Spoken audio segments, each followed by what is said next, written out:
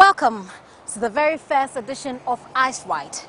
On this program, we tell you what the Constitution says about issues. In this particular edition, we put the spotlight on a girl in faraway Wusuta, a town in the Volta region. She has been locked and kept away from the light for as many as 10 years and more. We'll tell you why. We'll also explore the many rights violations and possibilities for redress. My name is Gifty Andopia. Welcome to the show.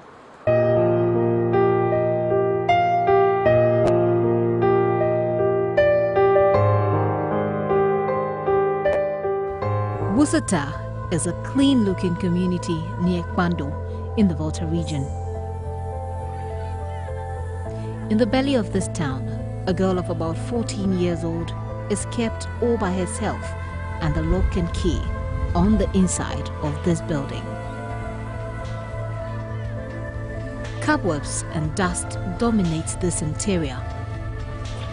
The corner of a stuffy floor is Bless's part of her mother's single bedroom, where she has been kept almost all her life. She is suffering from an unknown ailment.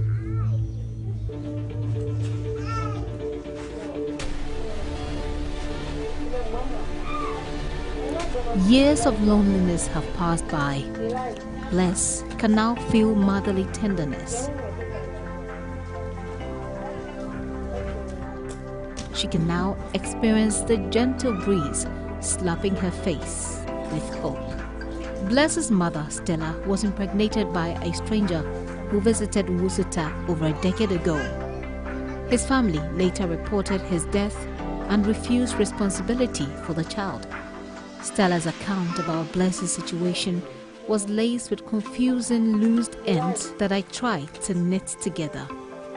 For as many years as the mother is unable to confirm, Bless was kept indoors until Emefa and her friend decided one day to follow up on their suspicions, one of many occasions when her mother had traveled and left Bless all by herself. So the lady came to the house and then was asking of her. So we told her that the lady has traveled, and she said, how about the baby? They said the baby is in the room. There I got to know that she's having a baby like that in the room. So she has to open the window, pick the baby out, and then I saw the baby. I said, so there is a baby like this in the room because I don't hear any cry from the room. So the lady picked the baby out, sent her home, bathed her, fed her. When the baby's mother was back, the lady was angry that why did she go and break her window, pick the baby out. So sometimes I used to ask her, why won't you bring the baby out? Sometimes it tends to quarrel between I and her. Emefa tells me that Bless used to feed on her own feces. For some number of days, the mother is not around. Sometimes she even poo-poo and she eats the poo-poo herself. Me, I've witnessed it myself, eating the poo-poo. She is and then she was eating it. An allegation Bless's mother refutes. Anytime she is back from farm and she realizes she has poop, she changes and cleans the place and then puts new clothes there for her. Then she washes those ones. But she has never seen her eating the feces.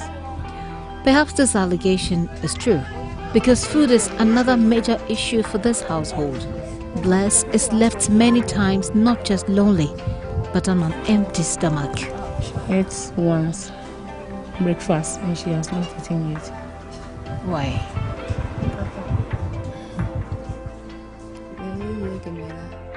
This particular moment she's not having food. The one that this children's father brought, she has used all, and she has grown new crops and they are not yet ready for harvesting.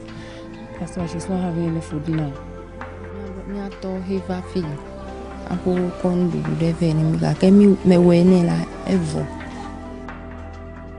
Stella has come to her family house to beg for some food. She is met with anger and accusation of diverting food meant for her daughter. You want food for Bless. What have you eaten yourself? Is Bless the only hungry one? The family blames Stella for the current situation that Bless finds herself in. They say Bless is incapacitated because of her mother's refusal to comply with a herbalist who was to heal Bless. Thankfully, there's still some food to spare, except with stern directions. The herbal doctor was treating her. It got to a point then the mother said no, she will not allow the doctor to treat her anymore. They don't know why. So from then the condition became worse again. She can't move the limbs, she can't talk, but first she can make movement of the lips. You know what the person is trying to say. But from there the child cannot say anything, cannot do anything. At this time, the family agrees that Bless be given up for adoption to any interested institution because everyone in the family is engaged one way or the other. She's not the type that sits at one place. She goes about working, coming back, traveling a lot. So she cannot take Bless in now to stay with her.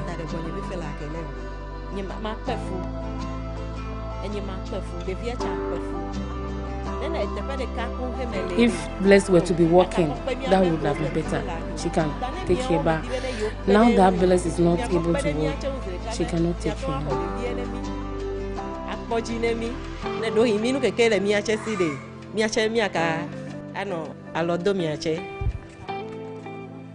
Stella's main occupation is farming. She has 2 other children besides Bless, and any food or income is shared among them all.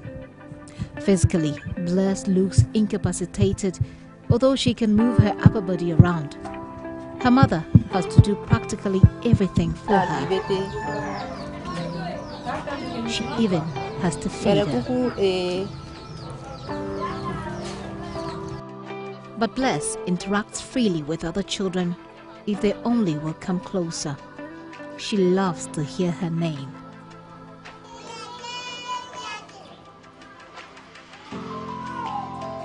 It is this interaction she has missed for the better part of her life until she was discovered.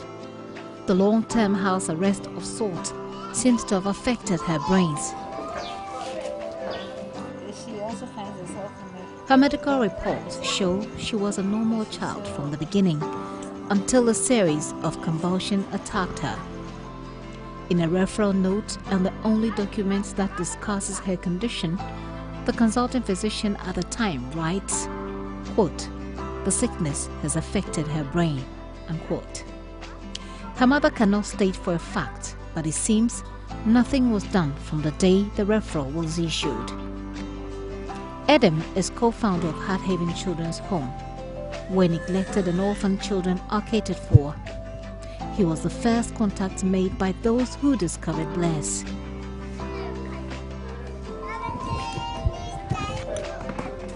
Adam believes the extended family has contributed greatly to Bless's incapacitation. Assuming Bless is a rich person, everybody say, oh, the person is Parish, she's my family member. We bear the same name.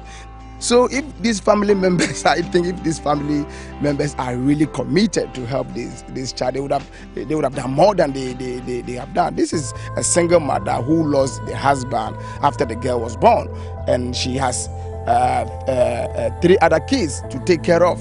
Looking at her and where she lives, I think she lacks knowledge about disability. I think the family members should be ashamed. I think that they should be more responsible. They should be more proactive than they are now. I don't think the mother should be blamed for this. He has said giving up Bless to any institution is not the way forward. The best way is to empower the mother to be able to do it. And that is exactly what we are doing now. And that is exactly what we want to do. We give community-based caregiving. So we want to train her mother to be able to do it better than she does it now. So I don't think an orphanage or a children's home is the best option. Adam works with medical students and volunteers from abroad. One of them has been re-examining Bless. The outcome of the examination the lady, the doctor told me that she is physically able, but mentally she is mentally disabled. So that is what we need to look at, what kind of mental disability she has, and see the way forward for her. He is now seeking financial support for Stella so she can take care of Bless. But the fact that some of Bless's rights have been violated still remains.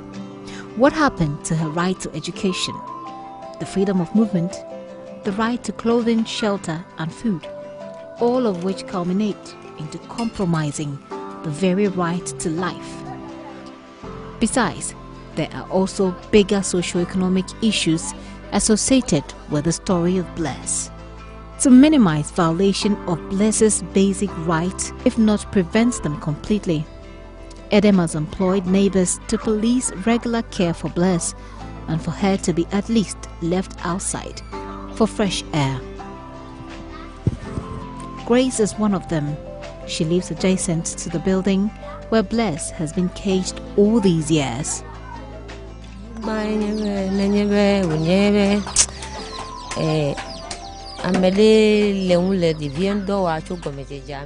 If there was somebody to be like supporting her, she would have, the child would have been better off than this, because there were nobody supporting her. From the beginning, people were supporting her, but it got to a point no one is supporting her anymore.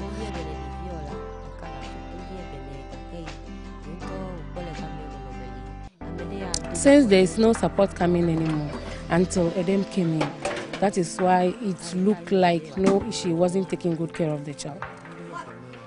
So her role now is to remind her every morning to take care of the child, bath her and bring her out. Then if she's also having something like food, she gives them.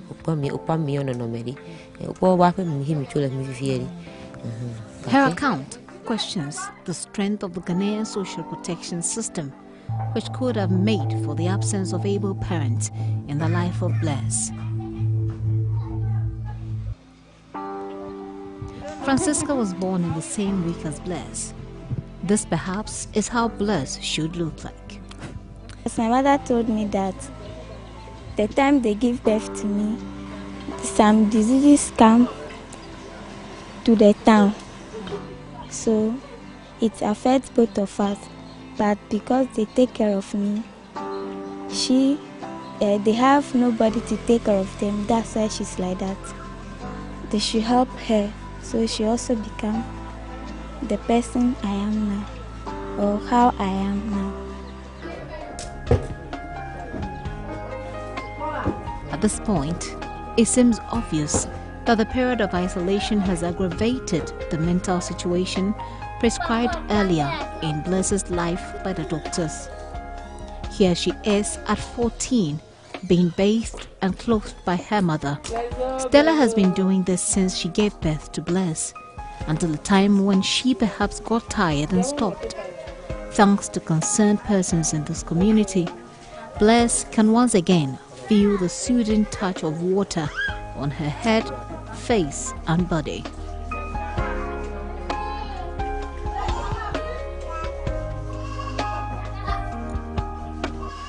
A decade-old coiled-up feet now stretched. Her reaction tells it all. Bless now looks forward to brighter days when her right shall remain intact and healing shall find her. The story of Bless is quite a story, very touching indeed. It is rather unfortunate though that as we speak, she is almost a vegetable. The story begs many questions. Bless is obviously not enjoying her childhood, or she hasn't enjoyed her childhood. She has been denied of the right to education and a host of other rights. Her story is not in isolation. There are many stories. There are many children in this country who have suffered similar fate.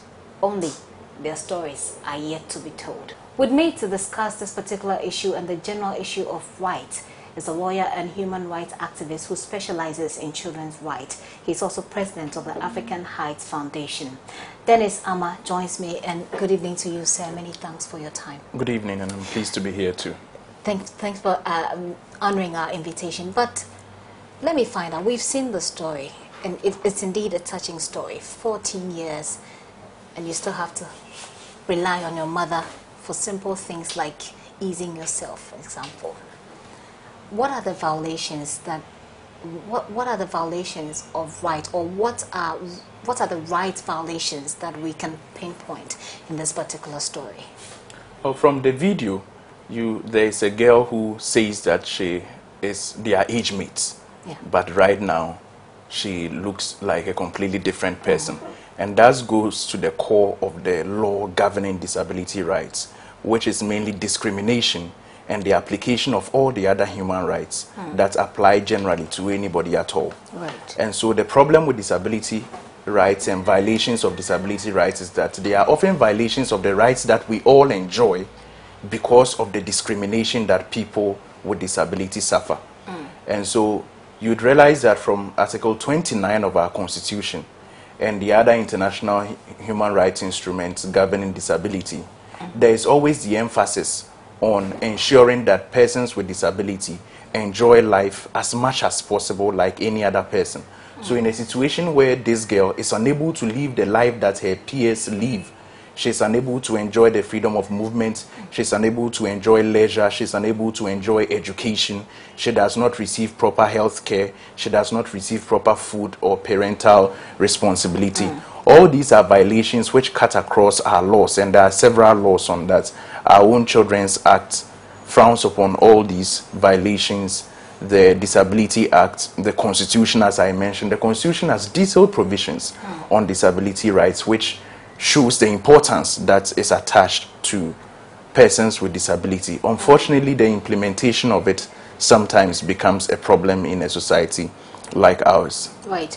Now, let's narrow in quite a bit on, let's say, the right to health and the right to education. In this case, now we have a woman who is obviously ignorant, so she cannot take care of a child because, first of all, she wasn't even sure that this girl was disabled. So how do we classify this? And it gets me a bit confused because I find it also difficult to blame the mother because people have argued that she would have killed her. That's true. In most communities, you find there's a certain level of rejection of persons with disability. We have classified society that this is how a normal person is supposed to be like. So once you fall outside that, then you are abnormal. But the emphasis of the law is to enable persons with disability to participate fully in life. And you realize that if you give them the facilities that they need, they are often able to excel. And the examples of that, the former US President Franklin Roosevelt led the US through the Second World War. It was probably the most challenging time of US leadership. That was when the Americans came on the world stage, but he was disabled. Today, the scientist who is regarded as the greatest scientist in the 20th century next to Albert Einstein speaks only with the help of a computer. But he's completely paralyzed, but he speaks with the help of a computer, and he teaches in Cambridge University. He's regarded as one of the best scientists in a century. Sorry to have cut you there, but that brings me to a very pressing issue of social structures. You know, because I've been trying to find out and work through my mind to come to the realization of who is at fault in this particular case. Now, here is a mother who is struggling to take care of her child. This child, she tells me that from the age of 2, she had a convulsion, and since then, she had not been able to recover. She doesn't work, first of all. She is an unemployed farmer whose farm is not doing well, and she has 3 other children to take care of. So she locks this girl up in the room, hoping probably that she will die. Who is at fault? There is enough blame to go around, but if we may put it in the form of responsibility, there is enough responsibility to go around, right from central government to local government, to parents, to traditional leaders, to civil society organizations.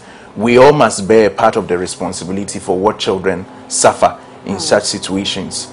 But you realize that at all levels also, we are not pulling our weight to mainstream people who are born with disability into society. And so society ends up disabling them further, because what society is supposed to do is to facilitate their participation in life. And if you do so, the examples from around the world show that they can actually sometimes display superior abilities. If, for example, the light should go off completely, you would realize that in that situation, a blind man would be able to navigate his way far better than those who are sighted. In that situation, the blind man manifests superior ability and not disability than the people we may regard as normal. And so it is society which makes disability exclusive of persons who bear them. And therefore, if society is able to accept people like that and facilitate their participation in society with the proper education, the proper health care, the proper rehabilitation where necessary, they can contribute effectively to society. On the other side, if we don't do these things, they become a burden on us, and it's often difficult for someone to bear the burden of another human being's life throughout his or her lifetime. And so inevitably they would get poor treatment from those they depend on. You naturally get fatigue, like a mother does, and has to lock the child up. But if you take such a child to the proper educational institution, the special schools, they can train the child to be able to do a lot of things for herself. Whose fault is it in this case where I cannot take care of my child? In fact, I can barely provide food for her. First of all, she doesn't have the information. Whose responsibility is it to provide this kind of information to mothers who have such children, or to generally to society? And how was this information supposed to have reached this woman? There is a National Council for Persons with Disability established under the Disability Act, and it was inaugurated in 2009. But unfortunately, in terms of activity, there hasn't been a lot of promotional activity as is supposed to be the case. So we have a council, and if you check the 2015 budget, there is virtually no mention of disability. And so sometimes we create the institutions and we don't fund those institutions to do the work that they are supposed to do. And it's the same with almost all institutions which are supposed to do promotional work in our country, because sometimes we underestimate the effect of bad attitudes and the lack of knowledge on the quality of life that we have in this country. Because if people are empowered with knowledge alone, they would often do the best for themselves and their children. It is unnatural for a mother not to love the child or to put the child through such a situation. But in the absence of knowledge and support, such things may result. Not that it's an excuse for mothers in such a situation or parents in such a situation, but we need the education to go down, and at all levels. If local government officials are even well trained on that, you have enough public health officials going around, and these structures help the whole nation, because the education does not just come for persons with disability, but people who are able to provide education on various aspects of health, on child rights and other issues. But unfortunately, very little is done with education and promotional issues in this country. So people often lack the knowledge that should empower them to do what is their responsibility. So let me find out from you. In this case, we've established that some of her rights have been trampled upon. Well, if you like, all her rights have been trampled upon. God is just keeping her alive.